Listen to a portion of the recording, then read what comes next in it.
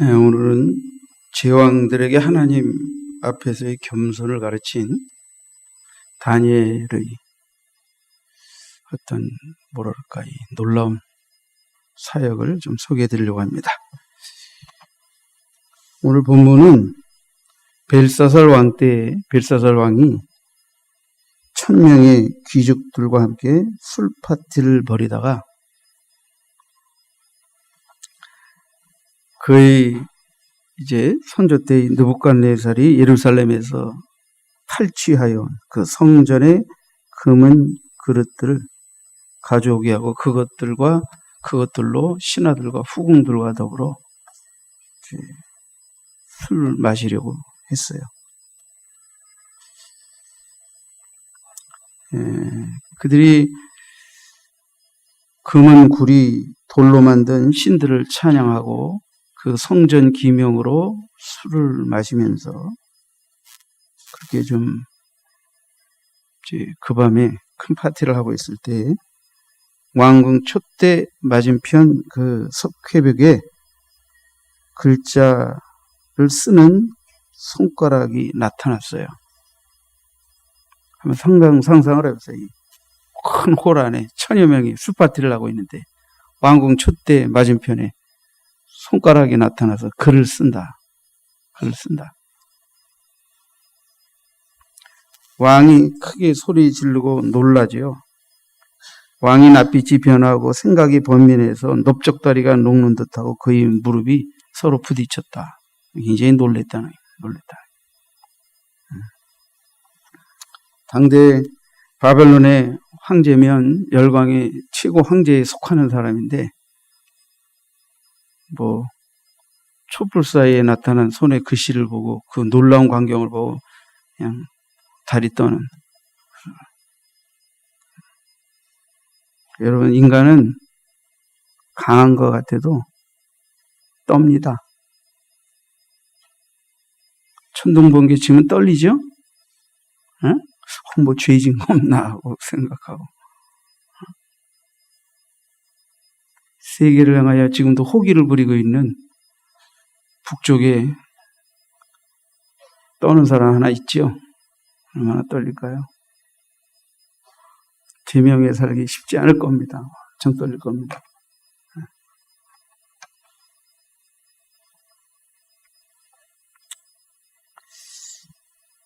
점쟁이들, 술사들 다 불러서 그 글씨 좀 해석하라고 하는데 아무도 해석 못하죠. 그때 이제 그 세상에 왕비가 그 소식을 듣고 들어와서 이제 부친이라고는 하지만 바로 부친이라기보다 몇 대조 위의 손대조 왕 느부갓네살 때 그때가 불과 몇 년 사이에 정변이 여러 번 일어나서 이 왕이 여러 번 바뀌었어요. 그래서 부왕이라고 하지만 아버지라는 뜻보다는 이제 몇 대 위에 손대조 왕 때에 이제 다니엘이라고 하는 명철하고 총명하고 지혜가 있고 신들의 지혜가 충만한 자.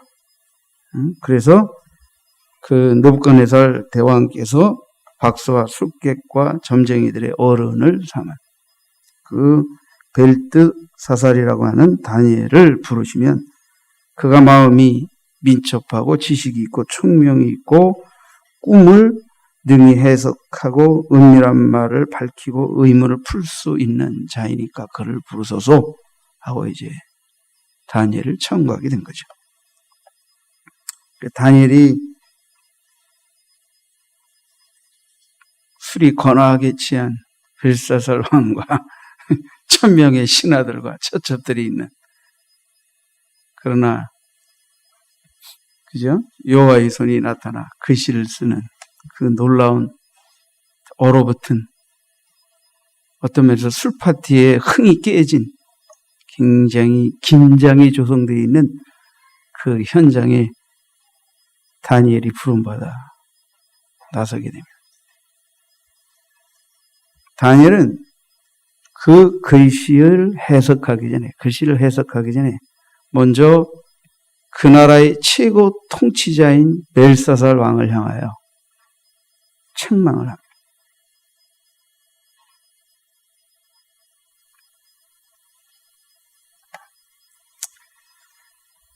오늘 하나님께서 다니엘을 통해 벨사살 왕을 책망하는 내용을 여러분들과 좀 나누려고 합니다. 첫째, 그가 책망한 것은, 다니엘은 그 벨사살 왕이 결코 잊어서는 안 될 사실을 망각하고 있다는 것을 지적했어요.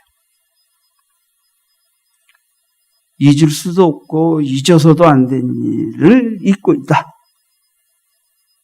자, 22절을 보시죠, 5장에.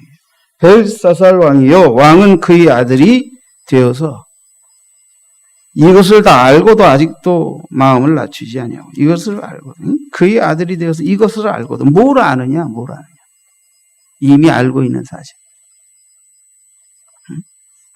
그의 태호가 다니엘을 청거했는데, 하나님께서는 왕의 선대조 느부갓네살 왕이 나라를 다스릴 때 큰 권세와 영광과 위엄을 주셨다. 그리고 백성과 나라들과 언어가 다른 모든 사람들을 다 그 앞에서 벌벌벌벌 떨게 하셨다. 하나님 느부갓네살을 통하여 임의로 살리고 죽이고 높이고 낮추고 정말 그렇게 행하게 하셨다. 20절에는 그가 그러나 마음이 높아지며 뜻이 완악하며 교만히 행함으로 왕위가 폐한바되고 그의 영광을 빼앗기고 사람들 중에서 쫓겨나서 정말 7년 동안 짐승과 같이 살다 다시 왕위에서 복귀가 되었을 때 지극히 높으신 하나님이 사람 나라를 다스리시며 자기 뜻대로 누구든지 그 자리에 세우시는 줄을 알게 하셨습니다. 하는 일경.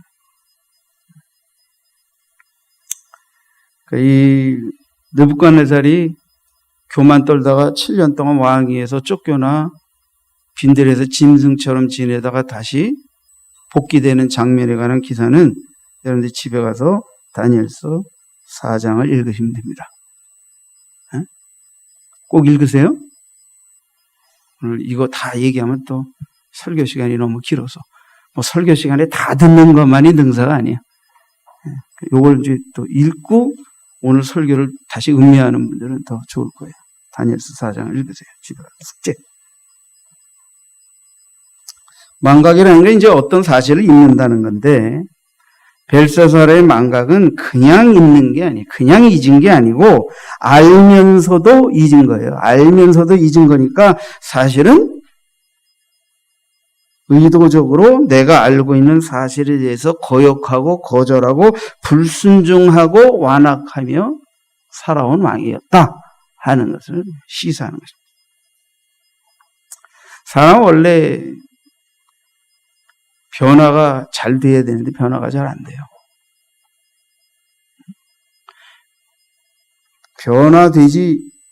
변화돼야 할 것은 잘 변화 안 되고, 잘못된 것을 향하여는 막 그냥 닮아가요. 사람 과거의 잘못에 대해서 자기 성찰, 돌이킴에서 실패하게 되면 더 나은 쪽을 향한 변화와 성숙을 이루어가기 어렵습니다. 흔히 요즘 중독 문제가 세상에 큰 문제예요. 엊그제 신문에 보니까 중국에서 소년이 컴퓨터 게임 하는 걸 인해서 엄마한테 아빠한테 계속 야단 맞으니까 칼을 들어서 자기 손가락을 찍어가지고 손가락 하나가 절단돼 사건이 발생했어요. 어른이 아닙니다. 소년이 국민학생 수준밖에 안 되는 아이가 그 화를, 전후 사정은 아직 잘 알지 못해서 또 신문 기사가 앞으로 나오는 걸 봐야 되겠지만, 우리 이미 중독이 우리 인격과 삶에 큰 폐해를 끼치는 것을 이제 느끼고 있어요. 전에는 우리가 알코올 중독, 도박 중독을 걱정해야 되지만 지금은 이제 게임 중독, 아주 걱정해야 되는 시기에 와 있습니다. 이미 게임 중독은 정상적인 부부 생활을 하지 못하게 하고 남자들이 오락과 현실의 자기 책임을 완수하면서 살아가는 절제 있는 삶을 포기한 채 중독에 빠져서 아버지답지 못하고 어머니답지 못하고 아이들을 죽이고 함부로 키우고 이런 일들이 지금 요즘 신문에서 연일 보도되고 있어요. 연일 보도되고 있어요. 왜 게임이 좋다 나쁘다를 말하는 게 아니라 게임 중독이 왜 해롭냐 하는 것을 여러분들이 그 인터넷에 다 찾아서 좋은 즐거운 인터넷 게임만 즐기지 마시고 인터넷의 이 게임의 해악이 어떤 것인지 부작용이 무엇인지 이것을 절제 있게 사용하지 못하게 되면 나에게 삶과 정신적으로 어떤 폐해가 오게 될 것인지를 다 있어요. 지금 그런 정보를 다. 태어나서 3세까지는 TV나 동영상에 아이들을 너무 많이 노출을 시키시면 안 돼요. 그럼 어떻게 돼요? 전두엽이 마비게 돼요. 이게 뭐예요? 생각하고 사고하고 느끼고 절제하고 이걸 통제하는 뇌가 마비가 되어서 급하게 되고 화내게 되고 절제하지 못하게 되고 생각할 줄 모르게 되고 TV는 우리를 생각하게 하지 않아요. 즐겁게 하고 답이 다 거기 있으면 그냥 쫓아가는 거예요. 로봇처럼.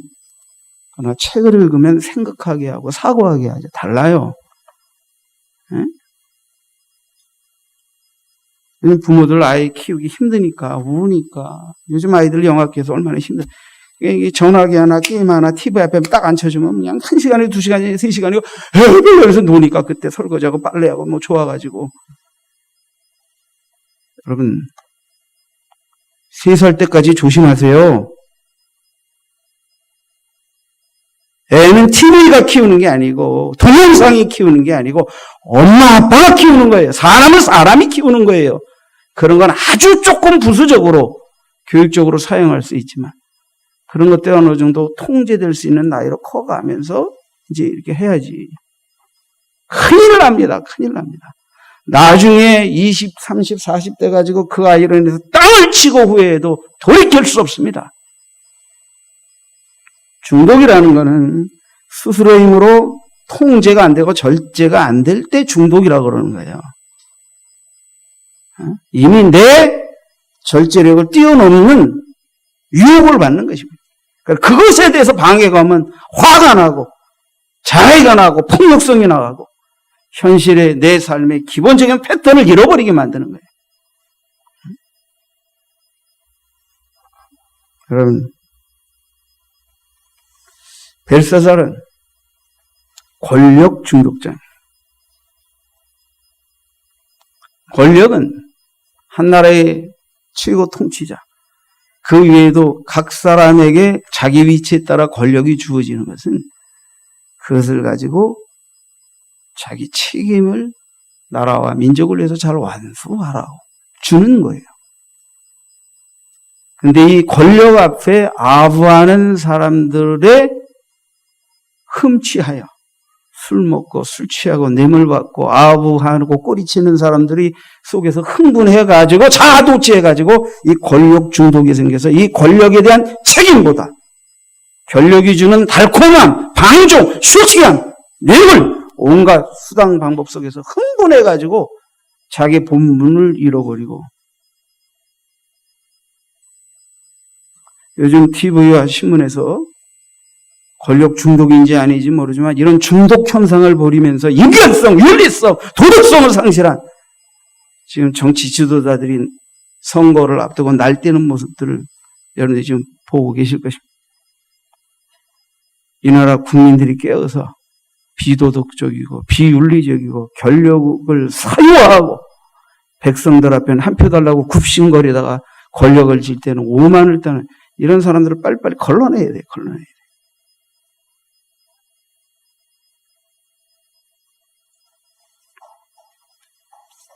정치인적인 얘기는 또 더 나가면 안 됩니다. 설교시. 벨사살은 권력 중독자예요. 자기가 가진 권력의 책임 앞에 서기보다 참 오만불선한 짓을 하고 있는 거예요. 특히 그날 어떤 일이 벌어졌느냐. 역사가 헤로도투스는 바벨론의 실질적인 패망의 날에 관한 기사를 언급하고 있는데 적들이 이미 바벨론의 성을 둘러싸고 전쟁을 걸어오고 있는데 황제는 신하들과 더불어 당연한 승리를 장담하면서 술 파티를 벌이고 있는 거예요.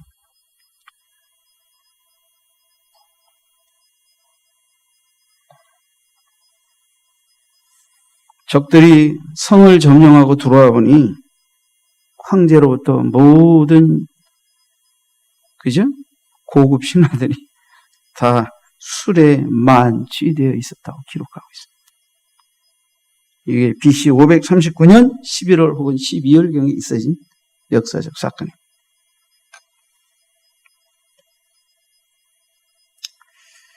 여러분, 지금 우리나라 위쪽에도 수십 년간 최고 권력을 우상화하고 백성과 나라와 인민을 위해 희생하고 봉사하고 살리는 지도자가 아닌 지도자의 나라 살리기도 하고 죽이는 권세를 오직 자기 권력 앞에 무릎 꿇고 복종하고 굴종하도록 하기 위한 무소불위의 힘을 휘두르면서 백성들을 도탄에 빠뜨리는 권력이 지금 북쪽에 존재하고 있습니다.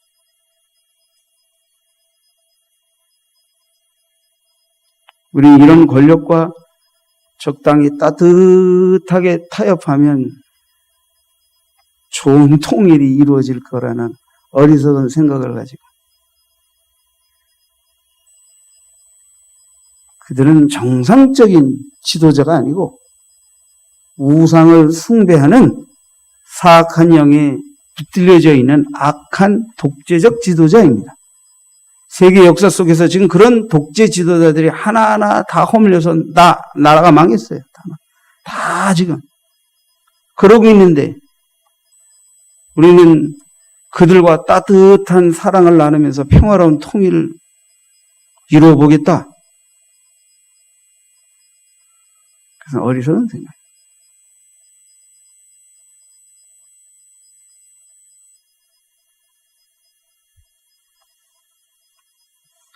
여러분, 다니엘은 이 벨사살의 어리석음, 지난날 손대조 왕이 하나님 앞에 교만했을 때 7년간이나 그 왕에서 쫓겨나 빈들에서 짐승처럼 지내다가 자신이 교만을 깨닫고 하나님이 다시 그를 복위시켜서 일하게 하셨던 그것을 뻔히 알면서도 하나님께 영광을 돌리지도 않고 하나님의 성전의 기명들을 술파티하는 그릇으로 사용하고 이렇게 신성 모독과 술취함과 방탕과 무책임과 적들이 곧 쳐들어와 풍전 등의 위기 속에 있는 나라의 상황도 인지하지 못한 채 그러니까 바벨론이 멸망할 수밖에 없는 것이죠. 다니엘은 두 번째 여전한 그의 교만을 지적했습니다. 22절에 다시 벨사살 왕이여 그의 아들이 되어서 이것을 다 알고도 아직도 마음을 낮추지 아니하였고 다니엘은 지금 벨사살 왕이 등극해서 그가 하는 통치 행위가 왕으로서의 모습을 바라보면서 고개를 젓고 있는 것입니다. 저러면 안 되는데.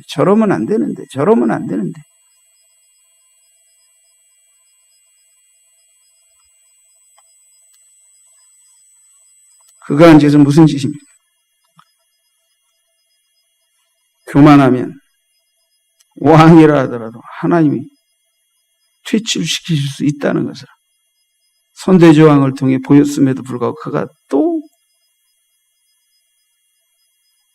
그 교만한 짓을 버리지 아니하고 아나무인으로 행동하고 있다.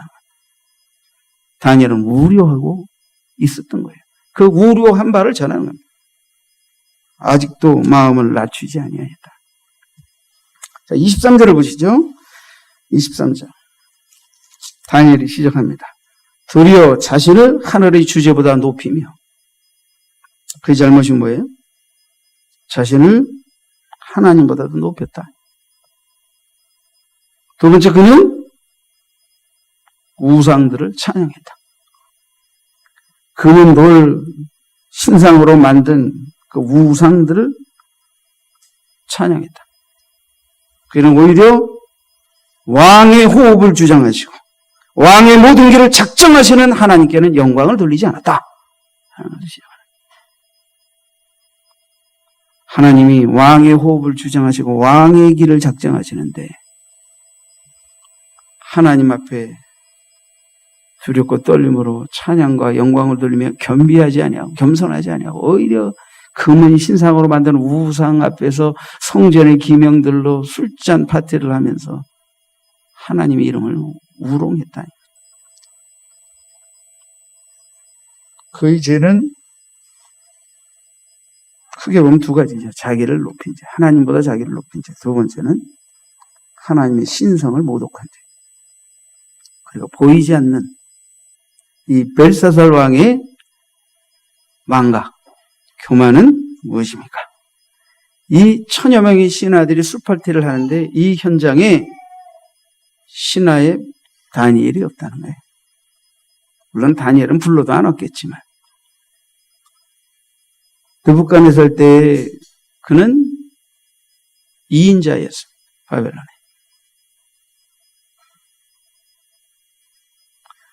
어떻게 이스라엘을 멸망시킨 바벨론에서 이스라엘에서 볼모로 붙잡혀와 교육받아서 큰 다니엘이 느부갓네살 왕 다음가는 2인자가 될 수 있었느냐?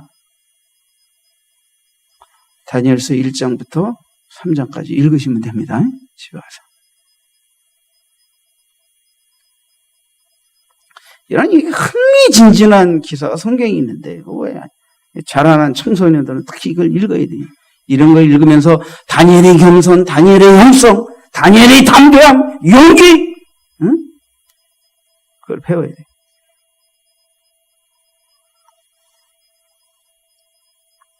특히 벨사살은 자기가 왕이 있을 때 다니엘을 자기 신하 가운데 중용하여 쓰지 않았어요. 다니엘을 배제시켰다고. 이건 뭘 의미합니까, 이것은? 이건 하나만 봐도 벨사살은 다니엘을 싫어했다는 거예요. 하나님이 싫다는 거예요. 하나님이 싫으니까 하나님의 사람 다니엘도 싫은 거예요. 느부갓네살 때도 다니엘, 사드락, 메삭, 아벳느고 그들이 중용되게 되니까 그들이 지혜가 출중하니까 느부갓네살은 이스라엘을 멸망시켰지만 그러나 열방의 귀족들의 자녀들을 교육시켜서 거기서 아주 똑똑한 사람들을 중용해서 쓰는 왕이었어요. 거기서 다니엘의 지혜가 너무 출중하여 최고 지도자라고 삼은 거예요. 왕 다음 가는 사람. 사드락, 메삭, 아벳느고는 한 도의 총리로 또 임명해서 썼던 거예요. 이걸 시기한 자들이 다니엘과 사드락, 메삭, 아벳느고를 제거하기 위해서 술수를 벌이죠. 그래서 풀무불 사건도 있게 된 거고.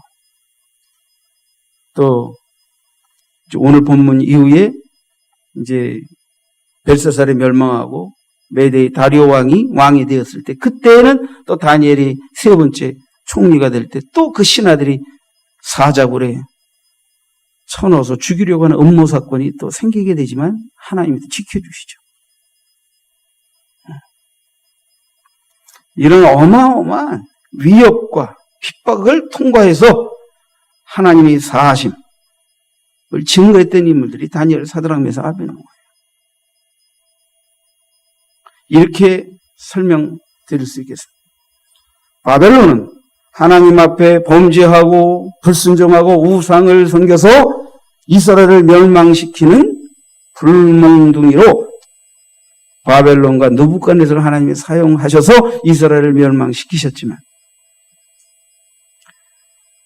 그 멸망 전에 먼저 포로로 끌려온 다니엘과 사드락 메삭 아벳느고는 거기서 느부갓네살 왕의 밑에서 신하가 되었지만 그러나 여호와 앞에, 여호와의 권세 앞에 이스라엘을 멸망시킨 느부갓네살을 무릎 꿇린 사람이 다니엘입니다. 느부갓네살은 다니엘 앞에 무릎을 꿇고 하나님은 살리기도 죽이기도 높이기도 낮추기도 하시는 하나님이시다. 하나님만이 진짜 신이다 라고 찬양했던 것입니다. 그러니까 이스라엘을 멸망시킨 그때 최고의 강대국의 왕 느부갓네살을 여호와의 권세 앞에 무릎 꿇린 자가 누구예요? 다니엘입니다. 다시 말하면 다니엘의 그 겸손한 믿음이 그렇게 하게 한 것입니다. 그러니까 벨사살이 다니엘을 좋아하지 않아요. 하나님을 좋아하지 않으니까 다니엘을 좋아할 수밖에 없어요. 좋아하지 않을 수. 그러니까 배제시킨 것이죠. 자, 여러분, 다니엘이 하나님 앞에서 이 열왕들에게, 그것도 이스라엘을 멸망시킨 원수의 나라의 열왕들에게 여호와 앞에서의 무릎 꿇음, 겸손을 가르쳤다는 것을, 세상 나라의 권세로는 거의 신하임에도 불구하고 그들이 하나님 앞에서의 그들의 영적 권위는 대단했다 하는 걸 알 수가 있어요. 대단했다 하는 걸 알 수가 있어요. 자, 다니엘은 하나님 앞에서의 참된 겸손에 대해 우리에게 교훈을 줍니다. 그 중에 우리가 생각해 볼 말씀 중에 하나가 왕의 호흡을 주장하시고 왕의 길을 작정하신다라고 표현했어요. 벨사살 왕이요, 왕의 호흡을 하나님이 주장하시고 왕의 길을 하나님이 작정하시고.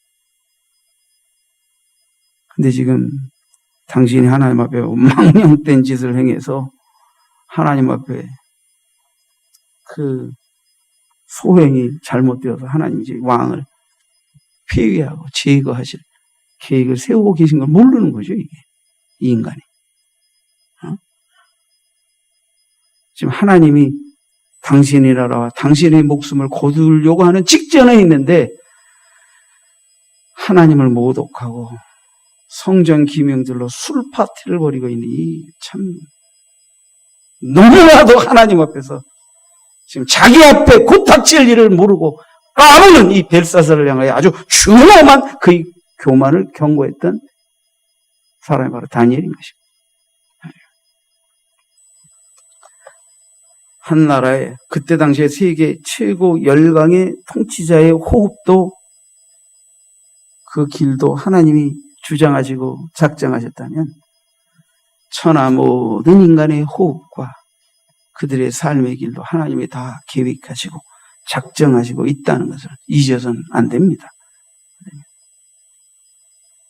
하나님은 신명기 30장 15절에 보라, 내가 오늘 생명과 복과 사망과 화를 내 앞에 두었나니, 19절에 내가 오늘 하늘과 땅을 불러 너희에게 증거를 삼노라, 내가 생명과 사망과 복과 저주를 네 앞에 두었은즉 너와 네 자손이 살기 위하여 생명을 택하오. 하나님은 생과 사, 화와 복을 주장하시는 거예요. 그러니까 생명을 택하고 하나님 앞에 복 받는 길을 택하라, 이거예요. 택하라. 사망 길로 가지 말고 하나님의 저주를 받을 수밖에 없는 길을 택하지 말라, 이거예요. 이스라엘의 모든 선지자들이 외치는 게 그거예요. 하나님은 살아계시다. 내가 하나님을 잘 믿으면 생명을 얻고 복을 받는 것에서만 살아계신 게 아니고 하나님을 거절하고 교만하고 하나님을 거역하게 될 때 화와 저주도 잇따른 부분에서도 하나님은 살아계시다 하는 것을 분명히 선포하고 있는, 이걸 선포한 사람이 다니엘이에요.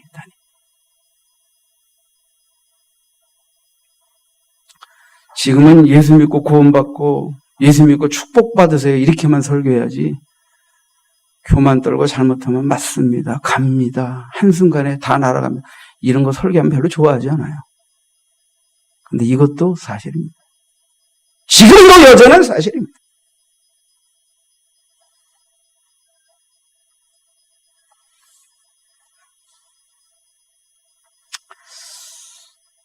여러분, 지금 독일 총리가 앙겔라 메르켈입니다. 아직 살아있는 현직의 사람이 끝까지 남은 인생이 더 남아있음에도 불구하고 좀 그분에 대해서 간증하는 게 조심스럽긴 합니다. 하지만 그냥 여태까지 일을 놓고 볼 때. 그녀는 독일의 기독교 정당연합의 총리로서 2013년에 압도적인 승리를 하면서 3선에 성공한 총리입니다. 1선, 2선이 아니라 벌써 3선째. 그녀에 관한 것이 TV에 이렇게 어쩌다 뉴스 볼 때 잠깐 보니까 뭐 시장도 손수 보고 총리지만 그냥 한 가정의 어머니 같고 소탈한 여인 같고 도무지 그의 모습에서 그렇게 권력에 대한 중독증이나 악한 냄새가 풍기지 않고 아주 소박하고 자유스럽고 인격적이고 그러면서도 카리스마가 있고 어떤 면에서 여러분 지금 이 세계 경제 환란기에서 유럽 국가들 가운데 가장 안전하고 유럽 국가의 안전에 영향력을 끼치면서 세계에 가장 영향력 있는 지도자로 지금 부상하고 있는 인물이 바로 메르켈입니다. 메르켈.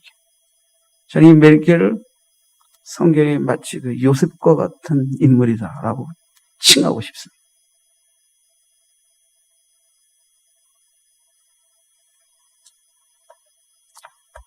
그녀는 옛날 동독 지역의 우크마르크 루터교회 목사 딸입니다. 자, 여러분들이 메르켈이 목사님 딸이었다라는 말은 들으셨을 거예요. 루터교회. 그녀는 소박한 시골교회에서 자랐습니다. 그러나 통일 독일의 최고 지도자가 되어 유럽의 경제 위기 극복과 전 세계 자본주의 체제의 개혁을 이끌고 있는 지도자가 되었습니다. 1954년 베를린 장벽이 세워지기도 전에 이제 동서의 이념 분쟁으로 그죠? 동쪽에 독일인 270만 명이 서쪽으로 자유를 찾아 마치 우리나라가 북쪽에서 남쪽으로 옮겨온 것처럼 자유를 찾아 구름대처럼 사람들이 몰려내려 시작했어요. 이전했어요. 그때 그 구름대와 같이 동쪽에서 서쪽으로 이동하는 사람들 틈에서 반대로 동쪽을 향하여 움직이는 한 가정이 있었습니다. 그게 바로 서독 출신의 고르스트 카스너라는 목사님 가정이었습니다. 카스너라고 하겠습니다. 수많은 목회자들이 동쪽의 목회자들이 다 서쪽으로 넘어오는데 그에게 저렇게 되면 동쪽의 교회와 동쪽에 이뤄진 양들을 누가 돌보는가? 라는 안타까운 소식을 그가 듣게 됩니다. 동쪽에 목회자 없이 유리하며 방황할 영혼들, 공산주의 치하에서 고통당할 영혼들을 생각하면서 서쪽에서의 안락한 삶을 접고 당시 겨우 6주밖에 안 된 딸을 끌어안고 동쪽으로 향했다. 정해진 거처도 없고 교회도 사역지도 없는 그러나 그는 하나님 앞에서의 좋은 길, 바른 삶이 사역이 무엇인지를 늘 고민하던 목사였습니다. 그는 결단을 내렸습니다. 서독에서의 안락한 삶을 포기하고 교회도 없고 거처도 없는 공산 치하로 들어가 누가 보기에도 납득할 수 없는 사역의 길을 향했던 것입니다. 가스너 목사는 청지기 인생을 사는 것이 하나님 앞에 합당한 일이라 여기고 예수 그리스도처럼 낮은 곳으로 죽음의 사지로 고난의 길로 십자가의 길로 선택하여 동쪽으로 옮겨갔습니다.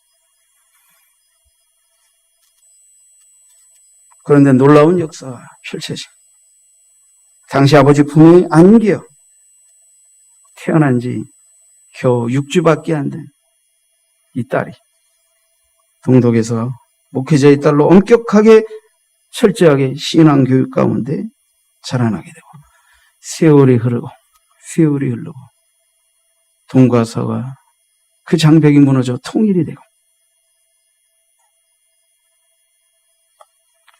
당대의 시대적 풍조나 가치를 영유하여 하나님의 뜻대로 살겠다고 했던 그 아버지의 믿음과 신앙을 본받아서 성장한 그 목사님의 딸이 지금 통일 독일을 이끌고 있는 앙겔라 메르켈 총리라고 하는 사실.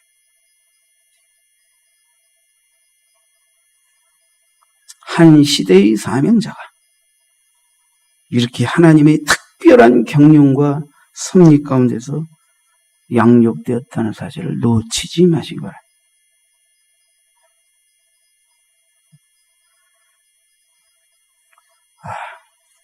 부러웠어.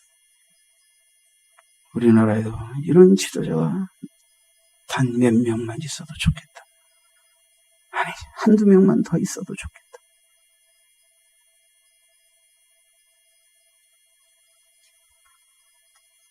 주여 이 땅에 하나님을 경외할 줄 알고 겸손한 지도자를 주시옵소서. 권력에 중독되지 않고 하나님이 높여주신 권력을 나라와 국가와 하나님 앞에서 책임 있게 행할 수 있는 지도자를 주시옵소서.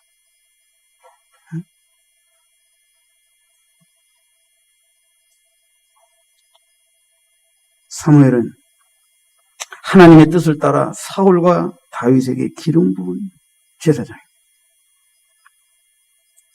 그는 겸손했던 사울에게 기름 부어 이스라엘 왕이 되게 하였죠. 후에 교만하여 돌이킬 줄 모르는 사울에게 그 왕위를 하나님이 거두실 것을 전하여 왕의 폐위를 전한 선지자 제사장입니다. 그는 어린 다윗이 사울을 대신하여 왕이 될 것이라 예언하며 기름을 부었습니다. 다니엘은 사무엘처럼 왕의 기름 부음을 행한 제사장은 아니었습니다. 그러나 당대의 열강이 다스렸다. 수많은 민족과 나라를 복속시켜 지배하고 있던 당대의 열강 바벨론에 자기 조국도 멸망당했을 뿐 아니라 그 바벨론 왕에 거하여 살았지만 그는 바벨론 왕의 교만을 지적하고 하나님의 이름과 권세 앞에 무릎 꿇을 줄 모르는 그를 향한 하나님의 진노와 심판의 글씨를 해석해 올리게 되는 것입니다.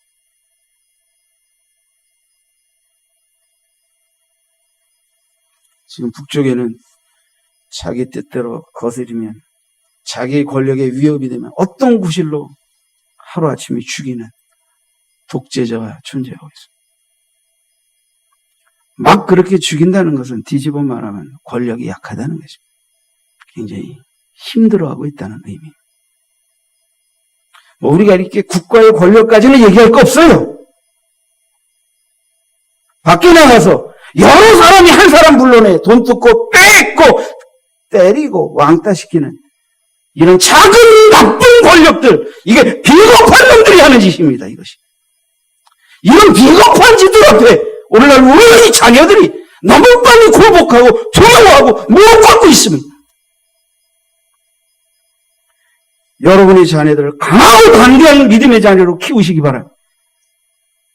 그런 작은 미력 앞에 두려워하여 돈 뜯기고 얻어맞고 굴복당하는 자녀로 키우지 말고 그런 연약한 자들을 보호하고 그런 것과 맞서 싸울 수 있는, 무력으로 싸우라는 말은 아니에요. 담대한 자녀들로 여러분의 자녀들을 키우시기 바랍니다. 비겁한 놈들은 혼자 안 합니다. 옛날엔 깡패들도 1대1로 싸울 줄 알았는데 지금 이 못된 놈들은 아주 이상한 것을 배워서 여러 사람이 하나를 왕따시키고 짓밟습니다. 다니엘은 사드락 메삭 아벤느고는 자기 조국을 짓밟은 황제와 자기들을 시기하는 그 수많은 간신배들, 비겁한 자들 앞에서 오직 여호와 이름과 명예를 짊어지고 담대하게 맞서 싸워 그 황제의 권력을 여호와의 권세 앞에 무릎 꿇린 자입니다.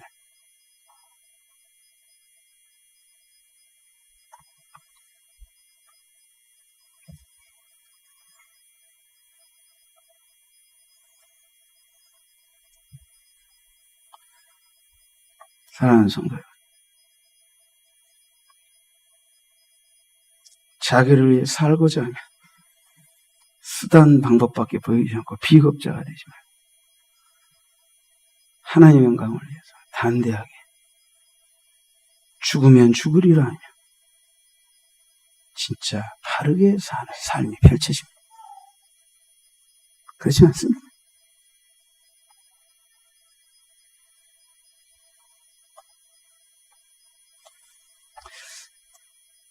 이런 일화가 있어요.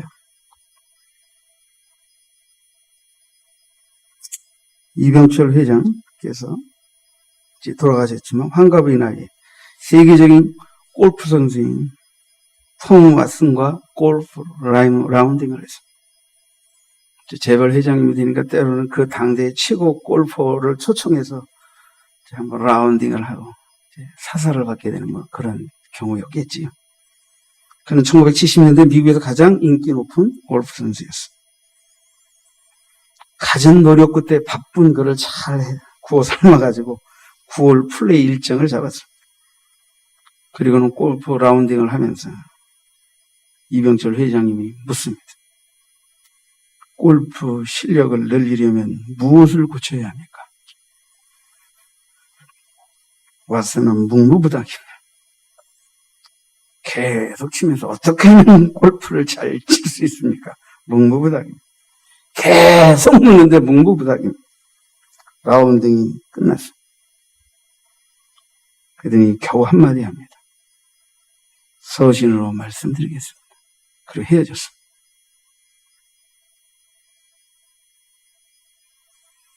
이 여자가 한국으로 돌아와 한 달을 기다렸는데도 답이 없어서 측근들을 통하여 답변을 재촉했어. 그래서 겨우 왓슨의 답변을 받아냈는데 그 말은 딱 한마디입니다. 딱 한 수. 요즘 뭐 바둑이 유행해서 신의 한 수라고 그러는데 한 수. 머리를 들지 마십시오.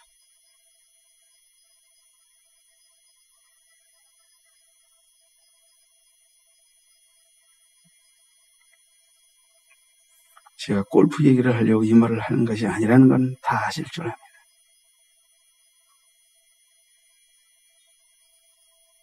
머리를 함부로 들지 마십시오. 하나님 앞에서 기도하겠습니다.